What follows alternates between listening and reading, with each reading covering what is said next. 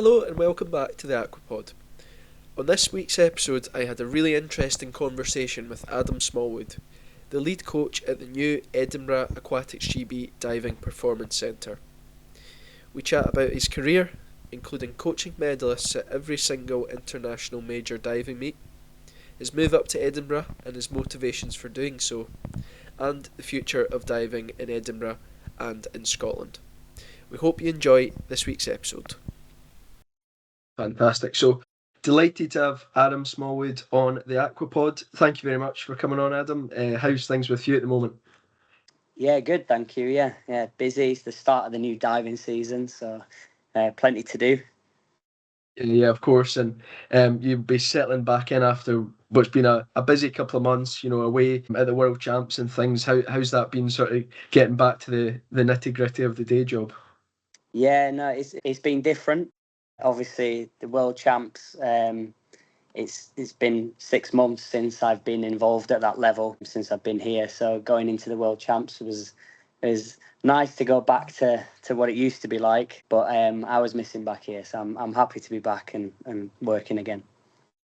Nice one. Well, we'll go into a little bit of detail later on round about your current role and how your role in diving in Britain has changed a little bit. But I thought it'd be good to kind of give a little bit of context to listeners and start off with your journey into the sport of diving and how you got into coaching as well. So, and I know you started off at a really young age and went into coaching at a young age as well at Leeds. Do you want to chat a little bit around that?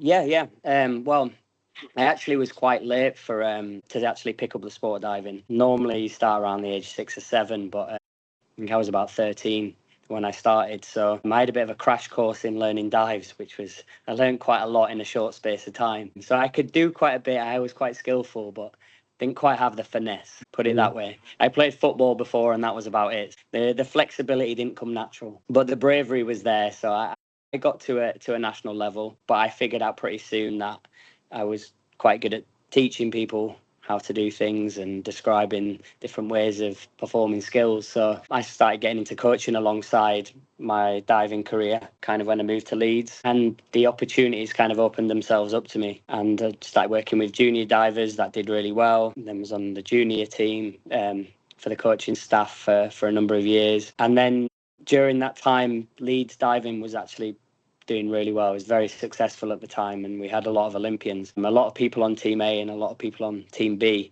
which meant that a lot of different people were travelling to different places at different times. So I ended up being the cover boy who was back in Leeds and covering whoever was left back in Leeds. And that's kind of where I sort of started to make a bit of a name for myself, that and the junior circuit. And then I suppose I was in the right place at the right time, taking over the program. Few people left, and I inherited some pretty good divers, and then started kind of traveling the world on the senior circuit with them, and then that's been me for the last 8 years. I think it was 10 years you were at the club in Leeds, and then you got that opportunity to take over the kind of performance side of things. What was that like, and was it a bit of a leap in the dark at that point, and what a good opportunity, but maybe a scary one as well? Yeah, it was quite unexpected at the time.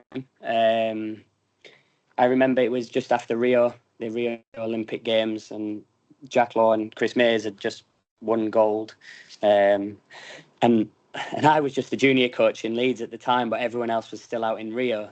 And I was getting phone calls because I was technically the head coach of the club. So I was getting phone calls from media and radio stations, and then I had to go into the studio in Leeds, the radio studios in Leeds, and do plenty of interviews whilst trying to explain that I wasn't actually the coach of the divers, but I was the head coach of the program, which actually no one really got. So I just went along with it. And I was kind of thrown in the deep end a bit there. And then they came back.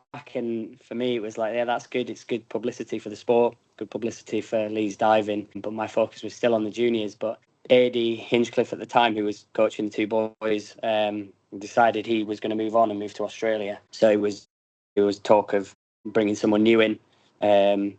But it was actually the boys who requested to have me. I'm still not fully sure why, but they thought, well, why not? For this year, let's see how we get on. And obviously, I wasn't going to say no to the opportunity. So I tried to do both roles and be the head coach of the club and then do the circuit with the boys, which was a very successful season for them, probably the most successful season they'd ever had, and they were improving as well. And then the job came available to me to do that full time, which to run a program and to travel the world and the senior circuit is quite a difficult thing to do. So I had to choose one or the other. So I chose to follow that path. You mentioned there you're not sure why it was you that got the opportunity or what the reason is, but do you think it was just the fact that you had made that name for yourself and you maybe built those relationships as well, and the divers knew that they could trust you and trust you to be a really strong coach and mentor to them as well? Yeah, I think that's probably the reason. When I say I don't know why, they've obviously got ideas as to why, um, but then you've still got to go in and you've got to do the job. And it's quite a shift going from coaching junior divers who are trying to make junior European teams to all of a sudden standing on a poolside with Olympic champions, and then that itself is a huge change. I feel like it didn't really take me too much adapting to get used to. I knew the boys. I'd seen a lot of their diving. I knew what they were capable of. So I'd seen that level of training quite a bit back in Leeds. And I just enjoyed it I remember the first time being on poolside. I think the first competition we did was, I think it was in Beijing. It was a World Series in Beijing. It was the first time on poolside with anyone of that kind of level, but it didn't feel alien. It just felt right. And then the boys did well, which obviously makes it easier. Of course, yeah, it's easy when the athletes are performing, isn't it? So, you, I guess that journey then has taken you to some amazing places. You mentioned Beijing there, but there's so many others as well. And I think you've coached at every major international meet possible: the Olympics, World Champs, Commonwealth Games. What have some of those experiences been like, and maybe what are a few moments that have stood out to you in that journey as well? Yeah, I think you're right. I think it has been pretty much every meet at every level, um, and then good. And I always find myself looking back on some of the big ones and trying to think like what was the overriding emotion when so and so reached a goal and the target. Um, and a lot of the big ones, it's normally relief. Yeah, we did that. That's good. That's what we wanted to do. But then there's been other ones that have felt for me a lot more rewarding. Ones that maybe were not necessarily a given. Ones that were we've had to work hard for it. We've had to fight for it, and it's not necessarily granted going into it that that's going to happen. And that's normally when you've got tough competition or you've got like a few different opponents that could do damage, and you've got to work really hard for it. So I mean, like last year at the Paris Olympics, the both synchro events, the women's platform synchro event with Lois and Andrea, it was a long journey up to that point, and it was full of ups and downs, but that was always the one, and everyone was kind of fighting for that third place medal because the first two positions were always sort of going to be China and then North Korea. So, and then anybody on their day can win that third place medal. We believe we could do it, but still, it's diving. So that one itself, I mean, that was relief, but just happiness at the end of it that the girls managed to do it and pull it off. And then the boys of synchro event, Anthony and Jack. That for me was the most rewarding one I've had. I've coached Anthony since he was young. I've been there throughout his whole career, and that was for that cycle. It was a new synchro partnership, so I felt quite attached to that, as it was a lot of my work had gone into that as well. And then it was an incredible competition. It was a superb competition, and everybody turned up, and everybody was diving well. So for them to win that medal and the way that they did it, that was really rewarding as well. Well, it's obviously an historic achievement, wasn't it, last summer in Paris for Britain's divers, and it was amazing to watch from home because it was sort of one after another, and sometimes it just lines up like that, right? There's meets where that happens, but in diving, I guess it can be really difficult because of the scoring system and just the nature of it. Things can sometimes fall into place, and then other times maybe not so, and it can be difficult how to grasp how to improve on that when it's not objective, it's subjective at times, isn't it, as well? Yeah, it's a very subjective sport, and I also believe as well momentum going into an event Mm. plays its part. And when I say momentum, I mean sort of what kind of form is a certain person on. The judges kind of have certain things in the back of their mind when someone steps onto a board, and if they're the in person at the moment, if they've had quite a bit of success and it's building up until that event, the judges tend to go with them, as opposed to someone that's not been diving particularly well, doesn't they've not really made a name for himself that season. It's a lot harder to get the marks. um, so yeah, for diving, it's not as simple as you just go and do your performance. Like, there's a lot of different factors. And I guess as a coach, and now you're so experienced, mentioned there's loads of international meets, but national meets as well. What are the things about that you really enjoy then? Like you just mentioned, there's so many aspects, right? There's dealing with that side of things where maybe performance doesn't go the way you want it, and but also just the day-to-day training where you might be working on one really technical aspect, and time and time again until it pays off. What are the things that you enjoy about it and have enjoyed about it?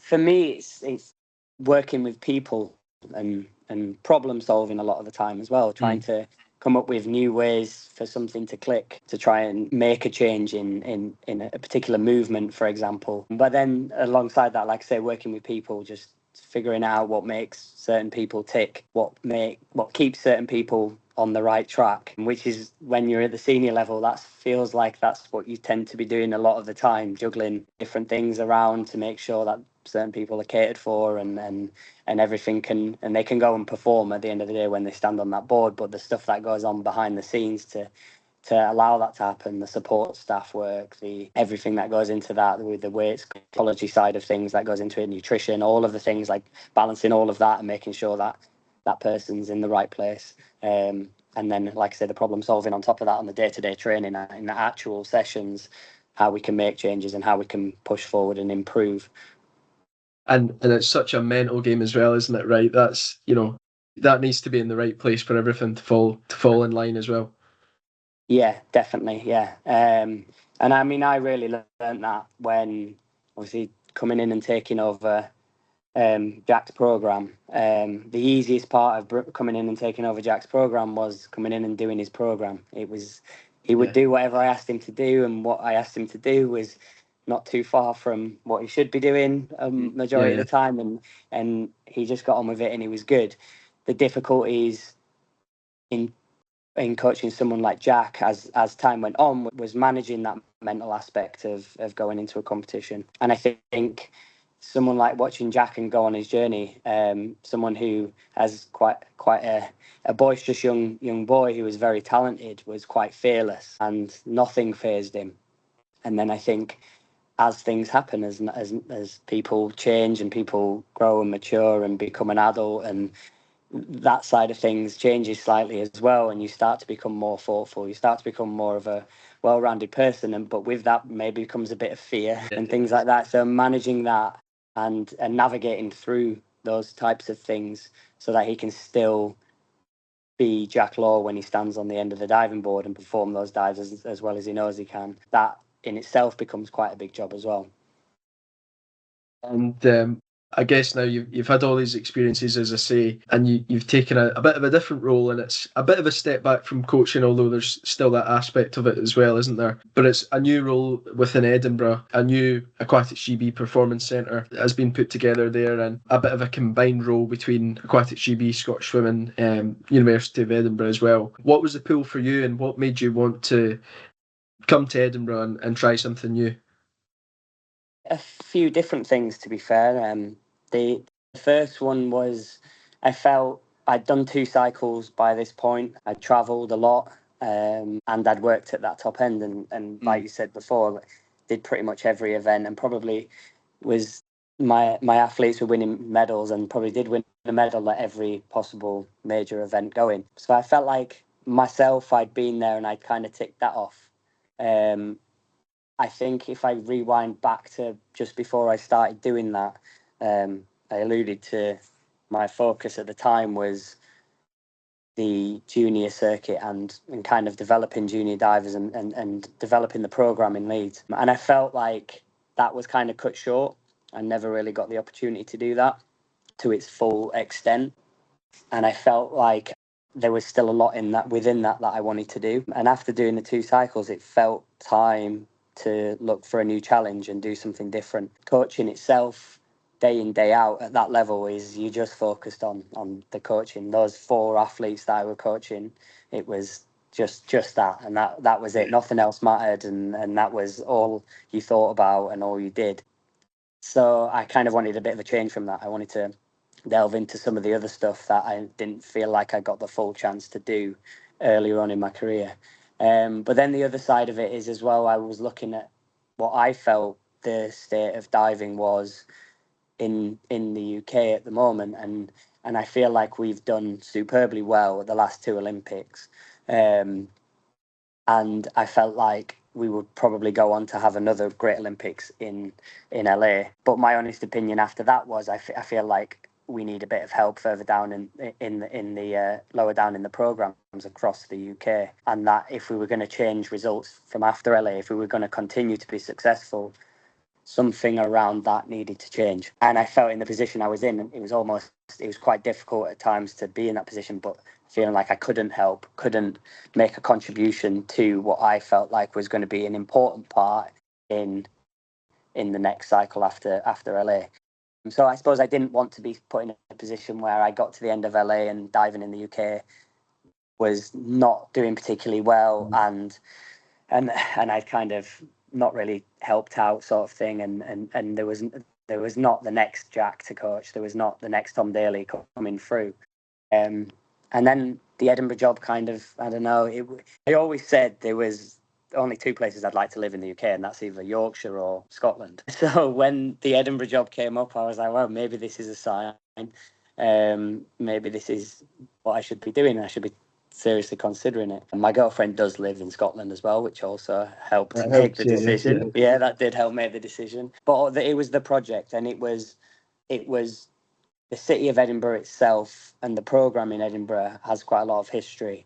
And it's, for me, I looked at the program, and I've always seen it as one of the standout programs that is still backed by the council. It's not a privately run business. It's still, the diving pool itself is in the city centre. It's quite a historic pool. They've got a massive lessons program here, and they've got a great coaching team as well, and a lot of them.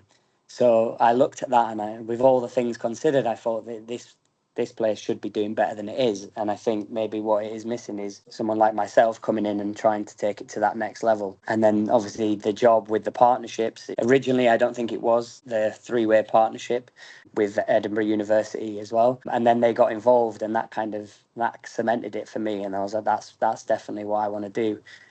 And with all the partners now, hopefully we can kind of move on and help make Edinburgh be a really good performance centre in the future.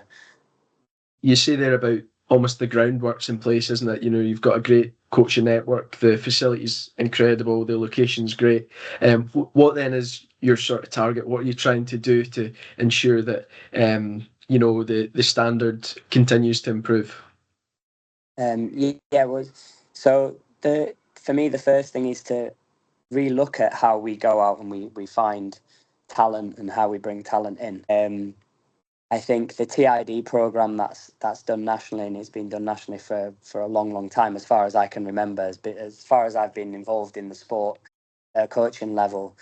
TID has talent identification has been a part of the sport, and that's where we go into schools and we select certain kids off of characteristics that we see within in the school, and then we bring them here and we do another phase where we test them in the water, and then they're invited to a squad if we think they've got what it takes. And that's been an incredibly successful program in the past, and it still is successful to a point, but I would say its success has started to kind of flatline a little bit. And I think this is conversations that people are having across the UK. Why isn't it working as much? And I think you could probably ask that question and you never find the actual answer. I think it's multiple factors. COVID was everyone's reason for quite a long time, like, oh, it's because of COVID, and I feel like we can't really use that excuse anymore.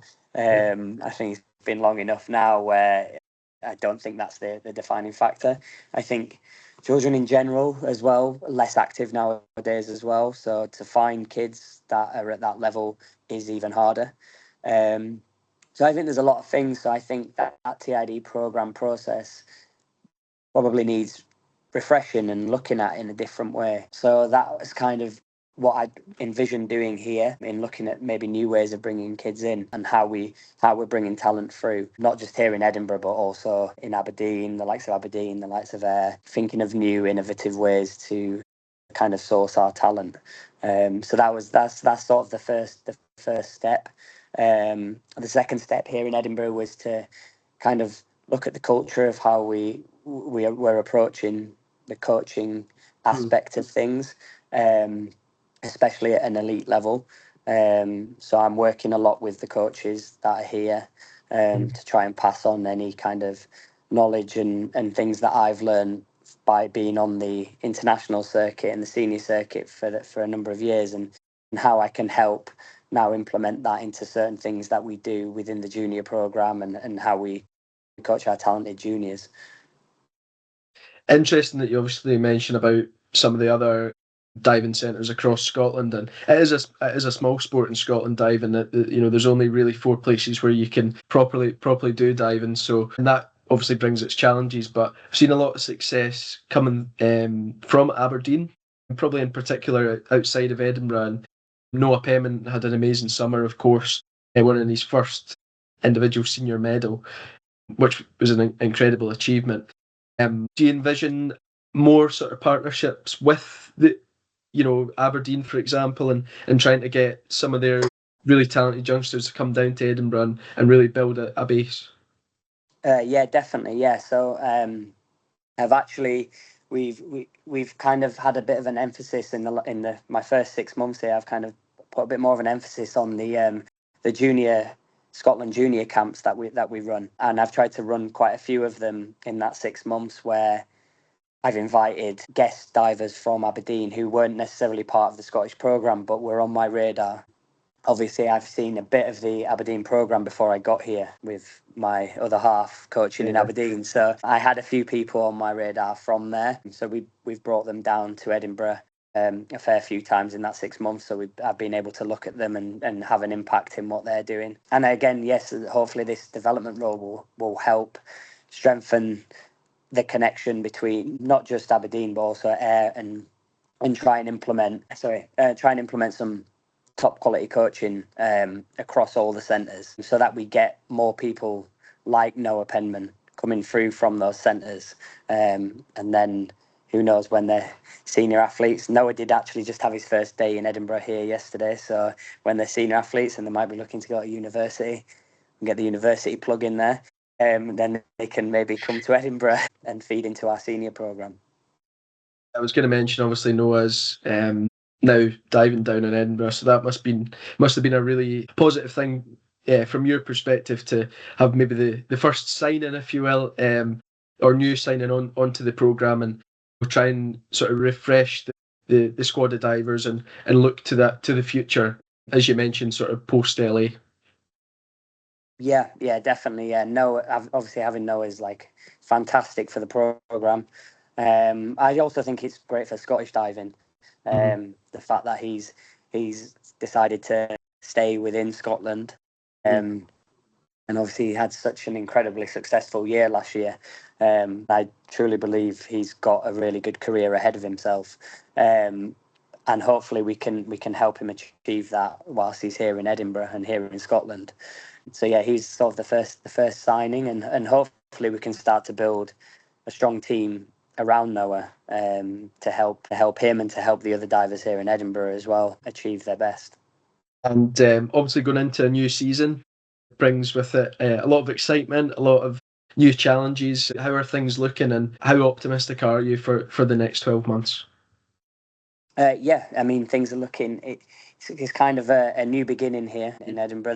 There's quite a few changes that are currently going on, but we're hoping that we get to the end of this month and it's a fresh start, and everything's sort of in place to kind of draw a line in the sand and move forward with these new ideas that I've got. And I'll be excited to work with the team that I'm left with, and who we end up employing, if we employ anyone in this new development role as well, to try and work with them to try and expand things.